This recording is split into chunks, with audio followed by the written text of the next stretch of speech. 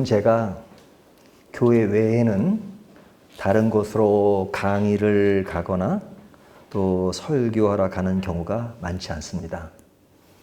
요즘 그래요. 예전에는 외부 강의나 설교를 참 많이 다녔습니다. 그래서 이제 외부 강의나 설교를 하러 가면 거기에 모인 사람들과 같이 말씀을 나누고, 그리고 말씀을 끝나면 많은 사람들이 뭐라고 하냐면 오늘 말씀에 참 은혜를 많이 받았습니다 라는 이야기를 참 많이 합니다. 이것이 이제 일반적으로 많이 하는 이야기들이에요.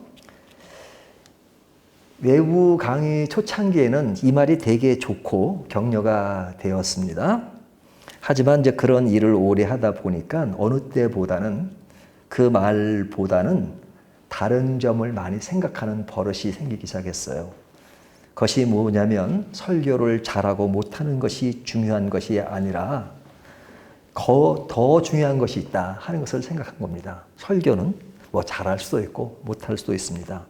하지만 잘하는 설교를 하더라도 그 설교가 설교자에게 집중되거나 또 설교 듣는 사람도 그냥 그 말씀 속의 핵심인 예수 그리스도, 하나님, 복음 이것이 집중되는 것이 아니라 그냥 사람들 간에 서로 듣기 좋고 듣기 좋은 말로 서로 호감되는 것, 이것이 중요한 것이 아니다라는 생각이 들었습니다.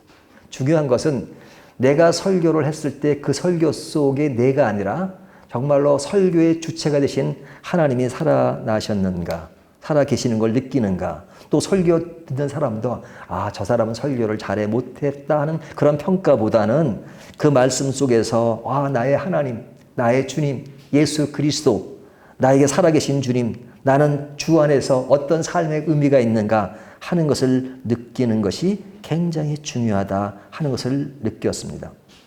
아무리 호감을 주는 설교를 할지라도 삶의 변화와 복음을 바로 이해하는 것이 아니라면 그것은 설교 그 자체에 엔조이하는 것이지 사실은 설교가 하고자 하는 그 목적에 도달한 것은 아니다 하는 생각이 듭니다. 다행히도 우리 교우님들은 저한테 설교의 은혜를 많이 받았습니다라는 이야기를 거의 안 하세요.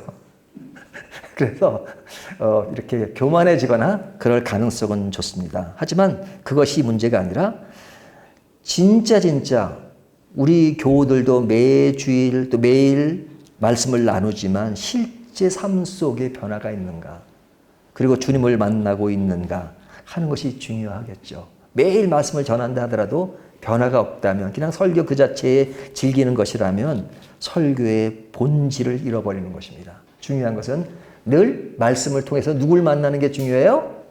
하나님을 만나고 예수 그리스도를 만나고 복음을 알게 되고 내가 어떤 신앙인의 삶의 방향을 바로 깨달을 수 있는 그것이 가장 중요한 것이겠죠. 자, 오늘 말씀은 오병이어 사건 후에 나온 말씀입니다.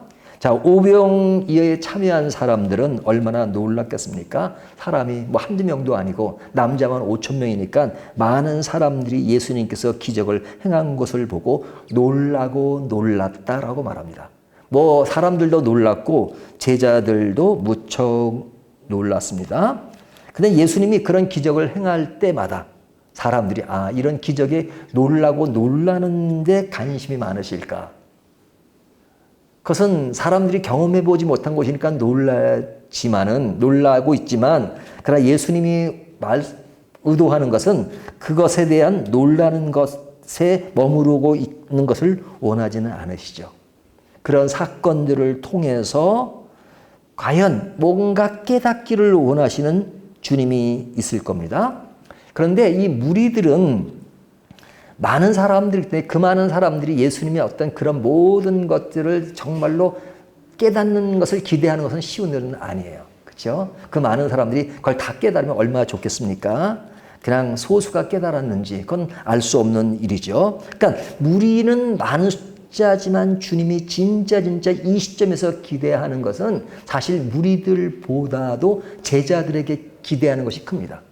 제자들은 무리에 비하면 너무너무 적은 숫자잖아요. 하지만 적은 숫자라 하더라도 이 제자들이 지금 그 기적들이 일어난 사건의 어떤 본질을 깨달으면 그들이 앞으로 행할 많은 일들이 있기 때문에 주님은 무리들이 깨달은 것을 원하시지만 그러나 무리들에게 앞서서 제자들이 깨닫기를 정말로 주님은 원하시죠. 왜? 깨닫는 것에는 시간이 필요하기 때문에 그런데 시간이 필요할 때 그것을 깨닫게 동기부여를 할 수 있는 사람은 다수가 될 수가 없어요. 역사적으로 봐도 소수의 사람들이 그런 것들을 행하는 것입니다. 그래서 사실은 어떤 편애라든지 그런 것은 아니지만 주님이 특별히 제자들에게 관심을 가지고 사역을 하시는 것을 알 수 있어요. 그러니까 이것은 오늘날도 마찬가지입니다. 교회에도 많은 성도들이 오시잖아요. 하지만 교회 처음 오신 성도나 또 오래된 성도는 같을 수는 없습니다. 그러니까 처음 온 성도들이 수준이 낮다 그게 아니라 처음 교회 생활을 하기 때문에 잘 모를 수밖에 없어요. 또 신앙생활을 잘 할 수 없는 상황이에요. 왜? 많은 것을 알지 못하고 모르고 또 그런 신앙에 대한 것들을 실감하지 못하니까 처음 예수 믿는 사람들이 행하는 그런 약한 것에 대해서는 이해할 수가 있잖아요. 하지만 예수를 믿은 지 오래됐고 또 교회 직분을 가지고 있는 사람이 오랜 시간이 지났음에도 불구하고 삶의 변화와 신앙의 변화가 없다면 참 그것은 안타까운 것이죠. 무리들의 변화와 제자들의 변화와는 차이가 있는 겁니다. 왜? 기대하는 것이 너무너무 크기 때문에. 그래서 예수님은 제자들을 늘 살피셨습니다. 자, 그래서 오늘 본문은 사실은 오병이어 사건 이후에 그 많은 무리를 대상으로 이루어지는 사건이라면 오늘 저희가 읽은 45절부터 52절의 대상, 그 말씀에 흐르는 사람들은 무리가 아니라 제자들이에요. 제자들을 중심으로 사건이 벌어지는 내용입니다. 근데 이 사건이 벌어지는 그 내용들이 쭉 나오고 제일 마지막 절인 52절을 보면요. 뭐라고 말씀하고 있죠? 오늘 본문이 어떻게 마무리되었는가, 결론이 되어졌는가 하는 것을 52절이 말씀하고 있는데요. 52절을 한번 보실까요? 거기에 보면 이렇게 말씀합니다.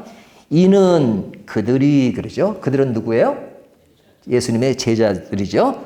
그 떡 떼시던 일을 깨닫지 못하고 도리어 그 마음이 둔하여졌음이로라. 자, 제자들이 지금 오병이어의 사건들을 다시 끄집어내죠. 마가가. 자, 제자들이 오병이어의 사건을 통해서 기적을 행하신 것을 제자들이 봤어요. 제자들이 얼마나 놀랐겠습니까? 하지만 그 놀라운 그 사건을 통해서 진정 알아야 될 무엇인가 있는데 그것을 다 잊어버리고 이제는 지금 예수님이 지금 행했던 이 사건, 지금 바로 전 설명을 하고 있지 않지만 그 사건이 일어났을 때에 그 제자들이 행했던 그 상황에 대해서 마가는 뭐라고 말하냐면 그 떡 5개와 물고기 2마리 5,000명을 먹였던 사건을 깨달았으면 지금 같은 반응을 보이지 않았을 텐데 그들이 깨닫지 못하였으므로 지금 이런 반응을 보였었다. 그리고 둔하여졌다라고 결론을 내는 것이죠. 그러니까 오늘 본문은 이미 결론이 난 겁니다. 자, 오늘 본문에 나오는 모든 사건을 통해서 제자들은 신앙적으로 둔한 상태다. 깨닫지 못했다. 그리고 깨달을 수 있는 그 여건과 상황을 충분히 만들어줬음에도 불구하고 그들은 알지 못하고 있다라고 말씀하고 있는 것이죠. 그러니까 오늘 본문이 그렇게 말씀하시는 것은 제자들이 오병이어의 사건을 진짜 제대로 깨달았으면 이런 반응이 나오지 말아야 됐을 텐데 이런 반응이 나왔다라고 지금 성경은 결론을 딱 내리고 있는 겁니다. 그러니까 오병이어의 사건이 주는 핵심을 이해하지 못하면 그것이 다음에 믿음으로 드러내는 것에 아무런 의미가 없음을 알려주는 것이죠. 그러니까 우리가 매일매일 신앙생활에 느끼는 어떤 것에 그냥 신앙의 어떤 형태의 모습은 있지만 그런 말씀과 그런 상황 속에서 진짜 깨달아야 될 것을 깨닫지 못하면 그 다음에 이루어지는 일들에 대해서 변화가 없이 그냥 그대로 흘러간다는 것이죠. 그러니까 그런 상황을 성경이 지적한다면 뭐라고 말씀하겠어요? 둔해졌다. 깨닫지 못했다. 이렇게 말하는 거죠.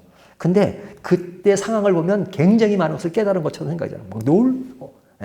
얼마나 놀랐겠습니까? 하지만 깨닫지 못했다. 그냥 그게 그거였다 이죠. 사건이 아무리 큰 사건이라 할지라도 그게 그거였다 이거죠.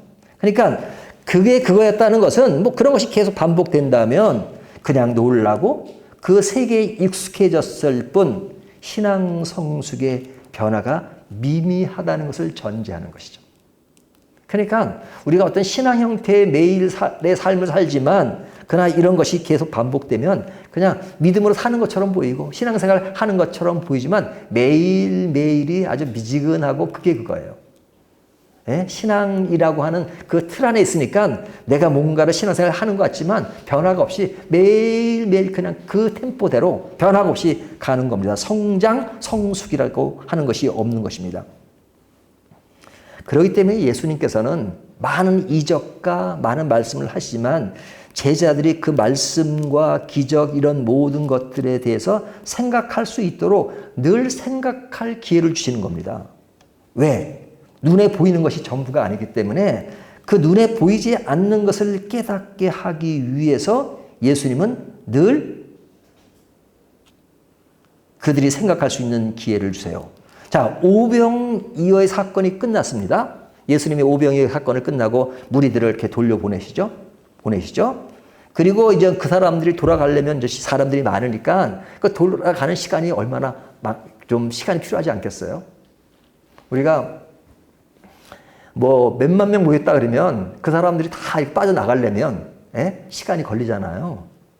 제가 옛날에 이제 미국 가서 이제 몇 달 동안 이제 강의하러 간 적이 있었는데 그때 이제 그 예배를 드리고 또 평일날 또 이렇게 뭐 말씀 공부도 하고 그래요. 그러면 거기 있는 사람들이 제가 이제 거기서 석 달 목회를 한 거니까 그냥 저를 데리고 이제 어디를 데려가고 싶어 해요. 근데 그때 이제 저를 데리고 야구장에 데려갔습니다. 예, 그 야구장 박찬호가 있을 때예요. 박찬호가 나오는 경기라고 저를 데려갔어요. 근데 그 경기장이 굉장히 새롭더라고요. 왜 새롭냐면 산이 있는데 산을 가운데 이렇게 팠어요. 이렇게 산이 뾰족하잖아요. 뾰족한 걸 다 깎아가지고 파가지고 공을 야구장으로 만든 겁니다. 그러니까 야구장이 산 꼭대기에 있는 거예요. 꼭대기를 이렇게 파가지고 그게 야구장이에요. 그 산 둘레는 뭐예요? 다 주차 공간이에요. 그러니까 산 꼭대기에서 경기장이니까 경기가 끝나고 나면요. 그 사람들이 이렇게 많잖아요. 30분 안에 다 빠져나간대요. 왜냐면 차들이 다 빠져나가요. 왜냐면 산 전체를 주차로 만들었으니까요. 야, 그것을 보고 참 이 빠져나가는 것도 쉬운 일이 아닌데 대단한 일이다 생각했는데 예수님 당시에 그 5,000명, 남자만 5,000명인데 그 많은 사람들이 이 빠져나가는 그것이 얼마나 시간이 많이 걸렸겠습니까? 빠져나가는 기간 동안에 예수님은 제자들에게 너희는 배를 타고 벳세다로 가라 이렇게 말씀하십니다. 45절을 보세요. 45절 예수께서 즉시 제자들을 재촉하사 자기가 무리를 보내는 동안에 그렇죠? 제가 지금 설명했습니다. 무리를 보내는 동안에 배 타고 앞서 건너편 벳세다로 가게 하시고 그러죠. 자, 무리들이 빠져나가는 동안에 제자들은 배를 타고 건너가게 하십니다. 근데 그 건너가게 하는 것들에 대해서 뭐라고 더 강하게 표현하고 있냐면 45절 다시 봅니다. 예수께서 즉시 제자들을 재촉하사 즉시 재촉하신 겁니다.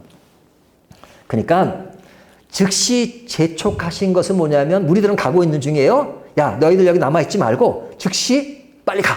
배 타고 가. 이렇게 말씀합니다. 그러니까 오병이어의 사건의 분위기와 그 상황에 너희가 젖어서 거기에 그냥 놀란 상태로 있지 말고 빨리 그거 벗어나. 그 분위기 벗어나. 그리고 빨리 가. 예? 그들은 갈 테니까 너희가 신경 쓰지 않아. 뭐 뒷정리 안 돼. 그냥 빨리 가. 이렇게 하시는 거잖아요. 그러니까 예수님은 이런 큰 사건들이 벌어지고 난 다음에 제자들에게 늘 이렇게 재촉하시면서 다른 방향으로 회전을 시킵니다. 왜? 거기에 매몰되지 담기 위해서. 재촉하셨다는 것은 큰 무리가 오병이어를 잠시 멀리하고 그것이 주는 메시지가 무엇인지 생각할 기회를 주는 거죠. 그러니까 우리가 뭘 읽었으면 그것을 자꾸 묵상하면서 깨달아지는 것처럼 묵상해야 되는데 묵상하지 않고 그 분위기에 눌려 있으면 그냥 변화가 없는 겁니다. 그러니까 예수님이 원하는 것은 단순히 기적에 놀라는 것만을 원치 않으셨어요. 그렇기 때문에 늘 재촉하십니다. 배를 타고 갈릴리 바다를 건너게 하십니다. 왜 그럴까요? 이것은 제자들을 늘 훈련시키신 거예요. 늘 훈련시키시면서 깨달음을 주시기 위해서 종종 하시는 방법입니다. 예수님은 제자들에게 능력을 주시고 병 고치는 능력을 주시고 그랬잖아요. 그리고 제자들이 병 고치는 능력을 행하고 돌아왔을 때 뭐라고 하셨어요? 한적한 곳으로 가서 잠깐 쉬어라 이렇게 말씀하셨죠. 31절에 보면 한적한 곳으로 가서 잠깐 쉬어라 이렇게 말씀하셨습니다. 지금도 그와 같은 선상에서 말씀하시는 거예요. 선상에서 너희들은 빨리 배 타고 가라 이렇게 말씀합니다. 단순히 배만 타라는 것이 아니라 thinking as important. 예? 이 생각하는 거 굉장히 중요하잖아요. 생각하라. 그러면서 예수님은 어디로 가셨어요? 제자들은 바다로 가라 그랬죠. 뭐 엄밀한 서 바다는 아니죠. 갈리 호수죠. 호수지만 이스라엘 백성들은 물이 귀하니까 하여튼 물 마시면 다 바다라 그래요. 자, 이 바다로 가라고 하시고 주님은 어디로 가셨어요? 46절을 보세요. 46절. 무리를 작별하신 후에 기도하러 산으로 가시니라. 예수님은 바다로 가지 않고 산으로 가셨어요. 제자들 보곤 바다로 가라고 하시고 예수님은 산으로 가십니다. 왜 산으로 가셨을까요? 성경은 분명히 말하잖아요. 기도하라 가셨다. 기도하라. 왜 산으로 기도하라 가십니까? 산은 조용한 곳이에요. 무리가 없는 것이에요. 홀로 계신 거예요. 그러니까 예수님은 그런 기적과 많은 일을 행하실 때마다 그 일이 끝나면 조용한 것으로 한적한 곳으로 기도하시거나 그리고 그 속에서 또 예수님이 가는 길을 또 하나님과 대화하시는 그것이 예수님의 모습이에요. 그 모습을 제자들도 담기를 원하세요.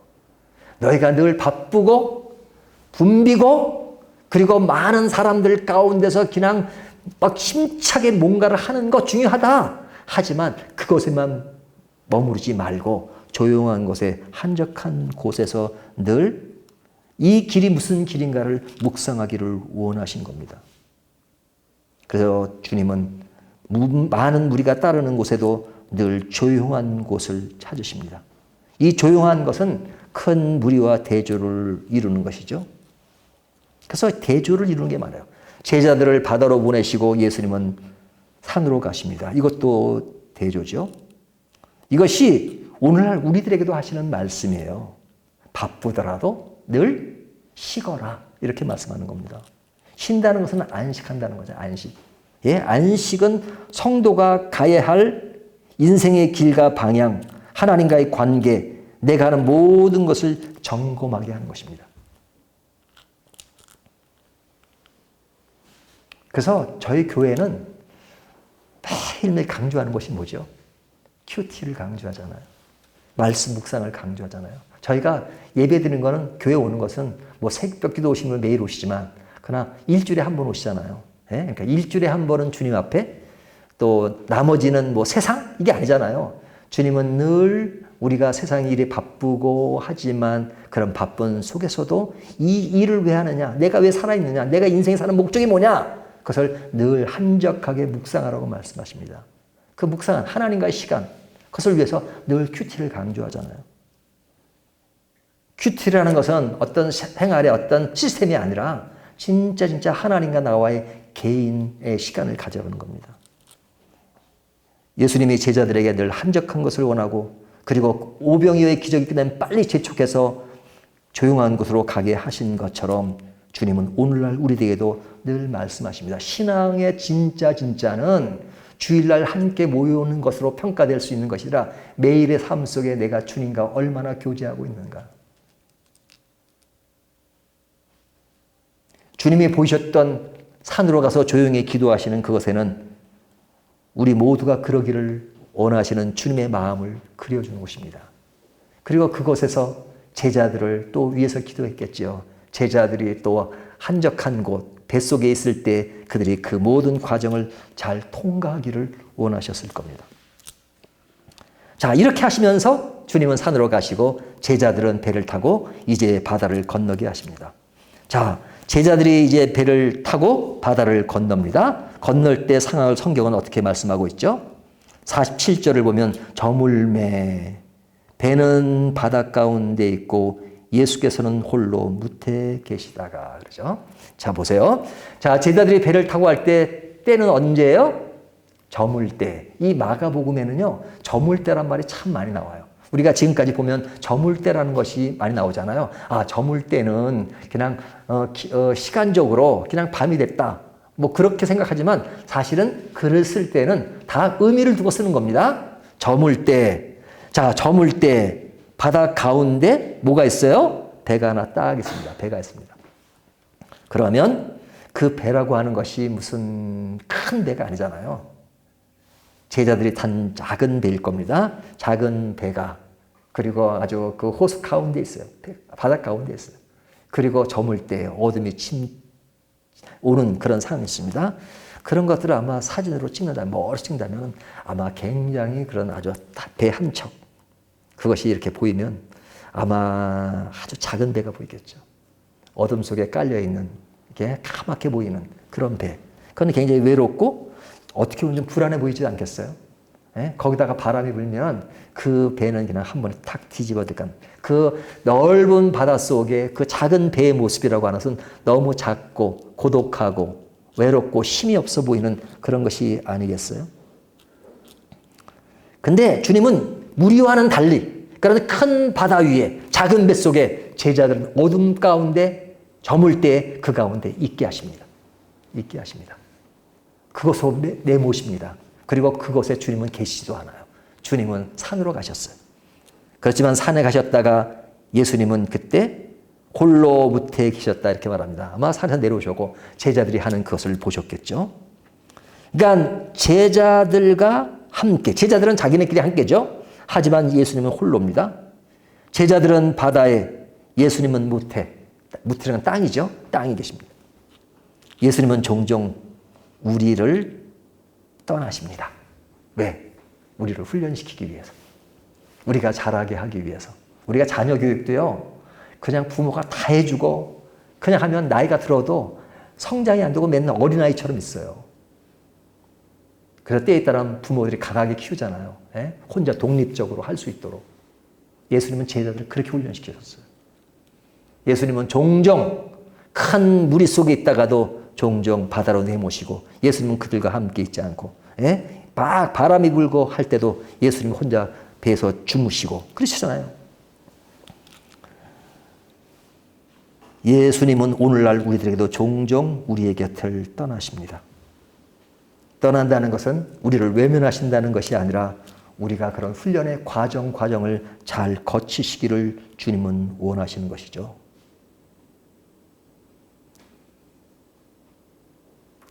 그리고 이제 바람이 이제 거슬러 붑니다. 제자들이 가는 길은 바람을 이제 맞고 가는 거죠. 예? 성경은 참 이런 거 디테일하게 얘기를 해요. 예? 그냥 바람이 이제 부는데, 그러니까 노젓기가 힘들지 않겠어요? 48절에 보면 바람이 거스름으로 제자들이 힘겹게 노젓는 것을 보시고, 주님은요 딱 제자들을 보내놓고 그리고 떨어져 계시지만 제자들이 하는 것에 무관심한다는 것이 아니에요. 제자들이 지금 그 상황 속에서 그 시험들을 잘 통과해야 되니까 주님은 붙어서 보셨다 이렇게 말씀하잖아요. 근데 보실 때 어떤 상황인 줄 알아요? 바람이 거슬러 오고 그리고 노젓기가 힘든 그런 모든 것들을 주님은 보고 계십니다. 보고 계십니다. 그리고 보고 계시다가 딱 때가 되니까 예수님은 물 위로 걸으십니다. 48점, 밤 사정쯤에 바다 위로 걸어서 그들에게 오사 지나가려고 하시네. 그러니까 제자들이 가는 방향으로 예수님은 가죠. 예수님도 산에 가셨다가 이제 제자들이 배를 타고 가니까 예수님이 이제 뒤에서 오셨겠죠. 예? 지나가시려고 이렇게죠. 반대로 오는 게 아니라 이렇게 가시는 겁니다. 근데 이제 제자들이 바람이 반대로 불고 그래서 누가 힘들지만 노를 짓기가 힘들지만 물 위로 걸어가시는 주님과 나란히 간다면 얼마나 좋아 보이겠어요? 탁 왔는데 막 바람이 불어요. 예수님 오셨어요. 저 물 위로 걸어오십니다. 네, 물 위로인데 예수님 이제 오시니까 이제 빨리 왔어요. 배가 느릴 테니까요. 딱 해가지고 예수님은 계속 물 위로 걸으시고, 예? 그리고 배는 가고, 그리고 이것이 베세다까지 가면 참 멋있어 보이지 않아요? 아주 그 외로운 배였는데 예수님이 그 옆으로 계속 걸어가시는 겁니다. 그런 기사가 났으면 더 좋았을 것 같은데, 근데 오늘 본문은 그렇게 흘러가지 않고 다르게 흘러갑니다. 예수님이 물 위로 걸었다는 것은 너무 놀라운 일이잖아요. 아무나 할 수 있는 일이 아니잖아요. 하나님의 아들 예수 그리스도만이 하실 수 있는 거잖아요. 그러니까 사실 이런 것들을 보면 제자들이 예수님이 누구신지를 알기를 주님은 원하셨죠. 초능력의 사람이 아니라 예수님이 진정 누구신지, 왜 이런 능력이 있으신지를 알라는 겁니다. 능력 자체에 매몰되지 말고 능력만 보지 말고 그 능력을 행하시는 그분이 누구냐? 그것을 보기를 원하셨죠. 항상 초점은 그분이 누구신가에 있는 겁니다. 하지만 제자들은 예수님과 늘 같이 붙어 있으면서도 그분이 누구인지에 관심이 없었어요. 관심이 없고 예수님이 하시는 일을 보면 막 놀라고, 예? 또 거리가 멀어지면 막 꼬꾸라지고, 뭐 제자들은 늘 그래요. 그냥 좋았다가 먹었다. 왜 그래요? 늘 상황에 집착하는 거예요. 상황에. 자기 앞에 나타난 그런 상황, 그런 데만 집착하니까 상황 보고 좋으면 막 그냥 업되고, 예? 그 다음에 안 좋으면 다운되고, 그런 것이 제자의 모습이에요. 그러니까 오병이어 때 얼마나 업이 됐겠어요? 하지만 지금은 업이 아니라 다운되는 거예요. 다운. 예? 그냥 바람은 불고 배는 한척이고, 그래 바람은 부니까.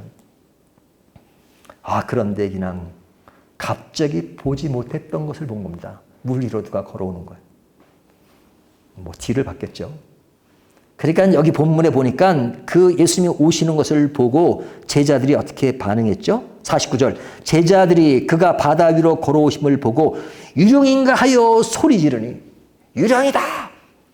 유령이다! 그랬겠죠. 소리 지릅니다. 근데 이 유령이다 하는 그 반응을 주님이 원하신 것일까요? 주님이 어떻게 유령입니까? 주님이 원하시는 것은 그들이 유령이라 하는 것을 원하신 게 아니죠. 그런데 제자들은 유령이라고 합니다. 왜 유령이라고 하죠? 놀란 거죠. 놀란 거죠. 오병이어 때 놀란 것과 다른 차원의 놀란 거예요. 오병이어 때는 업돼서 놀란 것이고 지금은 다운돼서 놀란 겁니다. 그냥 새로운 걸 보니까.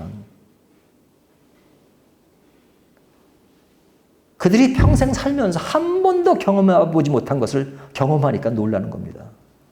제자들 중에는 어부들이 많았잖아요. 그러니까 더욱 놀랄 수밖에 없죠. 아니, 어부 생활하면서 물 위로 걸어오는 것을 본 적이 있겠어요? 한 번도 본 적이 없죠. 그러니까 못 본 것을 보았으니까 유령이다 합니다. 예수님은 이미 사람들을 고치시고 죽은 사람을 살리시고 귀신을 내어 쫓으시고, 그리고 이전에는 물고기 2마리와 떡 5개로 5,000명을 먹이신 사건을 보았습니다. 근데 그런 건 보았지만 물 위로 걸어오시는 주님은 보지 못했죠.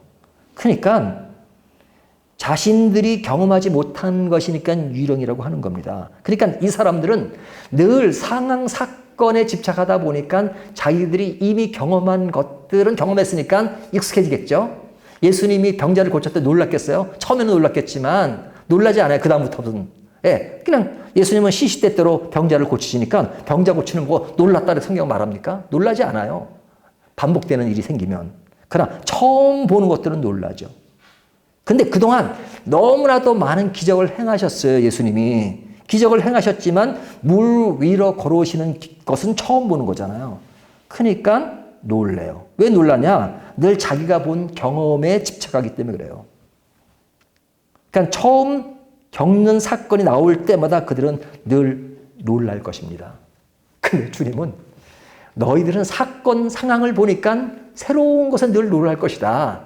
하지만 주님은 그 상황, 사건을 보지 말고 그렇게 행하시는 주님이 누군지를 알면 상황이 늘 새로워야지만 놀라는 것이 아니라 주님이 어떤 분인지를 알면 너희가 놀라지 않을 것이다. 그렇게 말씀하시는 겁니다.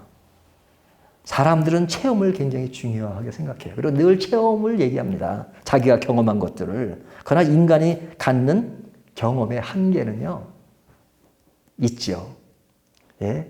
우리가 이제 전도서로 시작했지만 전도서에 나오는 솔로몬은 어떤 사람입니까? 인류 역사에 가장 많은 것을 누린 사람입니다. 왕이죠, 왕? 아내가 몇 명이에요? 1000명. 이목이 거기서 금방 1000명 그러시는데 부러우시면 아니시겠죠. 네?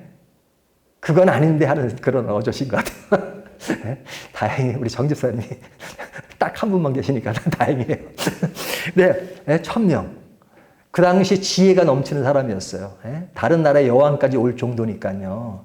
그런 사람이 모든 걸 왕창 누린 사람이 인생 노년에 하는 말이 헛되고 헛되니 헛되어서 헛되도다. 이렇게 말하잖아요. 여러분, 우리가 인생에서 겪는 것들은 자기가 아무리 큰 경험을 해봤자 그게 그거예요. 못 해본 사람이나 해본 사람이나 사실 하나님의 차원에 보면 그게 그거라고요. 그러니까 우리가 지금까지 살아오면서 앞으로 볼 것도 많고 그리고 평생 죽으면서도 죽을 때까지 보지 못하는 것들이 더 많죠. 인생의 경험이라고 하는 것은 한계가 있는 겁니다. 그러니까 제자들도 그런 경험을 통해서 뭔가를 하나 깨닫는 것, 그게 아니라 그 경험 속에 이런 것들이 왜 일어나는가, 그것을 보라는 거잖아요. 근데 그것을 보지 못하니까 새로운 거 나올 때마다 뭐 놀라고 또 새로운 것이 아닌 것이 되면 오랫동안 지속되면 놀라지도 않고 그 수준에 머문단 말이죠. 그러니까 유령이다 그럽니다. 예? 5,000명을 먹이시고 뭐 병자를 죽은 사람 살린 뭐 예수님 무리로 거는 건 일도 아니죠. 근데 놀라 유령이라 그래요. 그러니까 그렇게 말하는 제자들에게 예수님은 무엇이라고 말씀하시죠? 뭐라고 말씀하시죠? 그 말씀하시는 내용이 어디에 나옵니까? 50절. 그들이 다 예수를 보고 놀람이라. 이 예수께서 그들에게 말씀하여 이르시되 안심하라 내니 두려워하지 말라 하시고. 자, 그들에게 예수님은 뭐라고 말씀하세요? 안심하라. 두려워하지 말라 하십니다. 그 두려워하지 말고 안심할 이유가 뭡니까? 그들이 안심하고 두려워하지 말아야 될 그 이유가 분명히 있어요. 예수님은 그 점을 강조하는 겁니다. 그것이 뭐예요? 내니, 나다 이거예요. 나다. 너희가 나를 알면 두려워하지 않고 안심할 수 있어요. 그분이 누군지를 알면 그럴 수 있어요. 근데 그걸 모르는 거예요, 사실은. 주님과 늘 같이 하지만 그들은 예수님이 보여주는 상황, 기적 이런 데만 몰두하다 보니까 예수님이 새로운 일을 행할 거라고 생각지도 못한 거죠. 그러니까 물 위로 걸으시는 주님을 보고 두려워한 겁니다. 놀란 겁니다. 하지만 주님은 안심하라, 두려워하지 말라, 나다. 강조점은 나다 했습니다. 나다. 그분이 누구신지를 아는 것이 제일 중요합니다. 이것은 그 당시 제자들에게만 해당되는 것이 아니라 오늘날 우리들에게도 우리의 신앙의 본질은 뭐냐? 예수님이 누구신가? 하나님이 누구신가? 그것을 알기를 원하시는 겁니다. 우리는 하나님이 누구신지를 알기를 원하고 예수님이 누군지를 알기를 원하는 것보다도 내가 살아가는 데 있어서 예수님이 나에게 해주시는 것이 무엇이고 하나님이 나를 도우시는 것이 무엇이고 내 앞에 나타나는 어떤 것이 잘 되는 것을 보고 기뻐하고 안 되면 슬퍼하고 늘 상황 속에 슬퍼하고 기뻐하고 그리고 예수 믿는 것도 그 상황 해결을 위해서 예수 믿을 때가 얼마나 많습니까? 하지만 주님은 말씀하시기를 그런 거 필요하지. 너희들은 약하니까. 하지만 가장 중요한 것은 나다. 그것을 알기를 원하십니다. 하나님이 누구신지 예수님이 누군지를 알기를 원하십니다. 신앙의 형태는 예수님이 누군지를 알고 하나님이 누군지를 아는 것에 집중하는 것이 신앙인데도 불구하고 사람들은 그 나다에 집중하지 않고 늘 하나님이 나에게 뭘 주셨는가, 뭘 행하셨는가 그것에 관심을 가질 때가 얼마나 많습니까? 잘 되면 좋아하고 안 되면 슬퍼하고 하나님은 안 계신가 보다 그러고 그렇게 생각할 때가 엄청나게 많잖아요. 오늘날 우리들의 신앙의 형태가 너무너무 그런 것이 많기 때문에 신앙에 흔들리는 겁니다. 많은 흔들림이 뭐냐? 나에 관심이 있는 것이 아니라 나에게 주어진 것이 무엇이냐 관심이 받아 보니까 그것에 따라서 이리 흔들리고 저리 흔들리고 약해지는 것. 마치 씨를 뿌렸는데 가시덤불이 있으면 세상의 재리와 염려에서 또 무너지고 뿌리가 약하니까 또 자라지도 못하고 하는 것이 무엇입니까? 나다에 집중하는 것이 아니라 예수님이 행하신 기적과 예수님이 행하신 어떤 것에만 관심이 있다 보니까 그런 것이죠. 예수님이 조용한 한적한 곳에서 예수님을 묵상하기를 원하시는 것이 무엇이겠어요? 예수님이 누구신가 아는 것이 아니라 예수님은 누구세요? 하나님의 아들이시고 우리를 구원하기 위해서 이 세상에 십자가를 지기 위해서 오신 그분입니다. 그러나 그런 신앙이 아니면 십자가를 원치 않습니다. 그렇지 않으면 십자가를 원치 않아요. 사람들이 실제 예수를 믿지만 십자가를 원하지 않는 믿음, 십자가를 원하지 않는 신앙의 형태가 얼마나 많습니까? 십자가를 원치 않는다는 것은 영원한 구원보다 현재 내 생활의 만족을 위해 초점을 맞추고 사는 것입니다.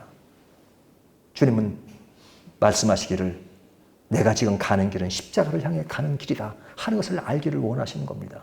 그러나 제자들이 그것을 다 깨달을 수가 없죠. 처음에는. 무리는 물론이고요. 그러니까 일체로 깨달아야 될 것이 뭡니까? 예수님이 누구신가? 나다. 저분이라면 내 인생의 모든 것을 맡겨도 되겠구나. 저분이라면 내 인생의 모든 것이 저분 안에 있구나.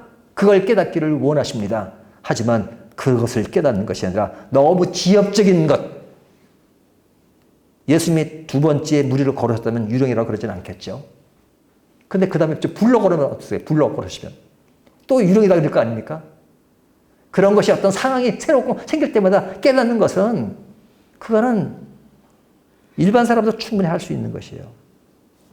주님은 누구신지를 아는 것, 그것이 신앙의 본질인 것을 오늘 우리들에게도 말씀하십니다. 우리가 늘 반복하지만 우리의 신앙이 둔하지 않고 깨닫지 못하고 하는 것보다 예리하고 깨닫는 것은 뭐냐? 예수님이 하시는 모든 일들을 통해서 말씀을 듣다 늘 보면서 이 속에서 나에게 위로가 되는 말씀 하나만 찾지 말고 이 말씀 속에서 내가 믿는 예수 그리스도 하나님은 누구신가? 그것을 알면 우리의 신앙은 어느 정도 수준에 와 있는 것입니다. 핵심은 나다라고 말씀하시는 주님처럼 네, 주님이시군요. 주님이시니까 당연히 물 위로 걸으실 수 있지요. 그러니까 나는 뭐 물 위가 아니고 어떤 상황이 돼도 주님을 바라보고 나가겠습니다. 이것이 우리의 신앙의 본질이기를 원하시는 겁니다. 그런 것을 알게 하기 위해서 주님은 지금도 우리들에게 한적한 곳에 가서 우리의 배의 경험, 저물었을 때 묵상하기를 원하시는 겁니다. 이랬을 때 우리가 참 생각할 여유들이 많을 때잖아요. 그럴 때마다 더욱더 주님을 생각하면서 나다라고 하시는 주님의 본 의도를 깨닫고 그 안에서 신앙생활을 아름답게 지탱해 나가는 저와 여러분이 되시기를 주님의 이름으로 축원합니다.